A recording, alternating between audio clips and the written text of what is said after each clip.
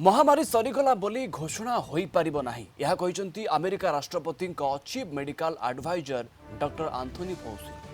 पूर्व अपेक्षा Covid case कमिछि, endemic स्थिति रे बे कोविड रहिछि, कोविड सहित समस्त को बंचिबाकू हेबो बोली कहिसंती doctor Anthony Fauci. There is really no firm, widely acceptable definition. When one talks about pandemic, you talk about a highly transmissible infection that is essentially widely distributed throughout the globe.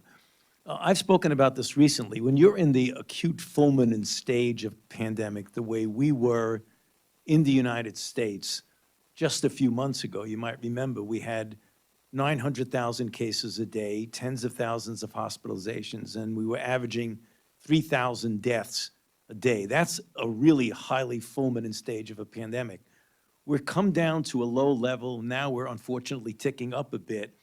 But when you get down to a level where it isn't disrupting society, it isn't causing deaths that stress your hospital system, and you have a level of infection that, for example, might be comparable to what you see with respiratory syncytial virus or parainfluenza, even though it's prevalent throughout, it wouldn't be considered a pandemic in the classic sense. But there's a lot of gray zone about the definition. So I don't think you're going to see all of a sudden one day there's going to be a declaration that the pandemic is over.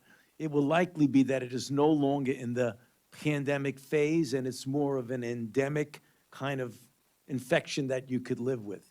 Right now, we're not there. I mean, if anybody asks that question, that's for sure. I'm not sure I can answer that with any authority, Congressman, because that's not essentially what we do here at the NIH. But there will be a time, obviously, when an examination of the level of infection and the level of impact in the country will then dictate whether or not it's pulled back as an emergency. But I don't think I can be able to give you a really good answer on that.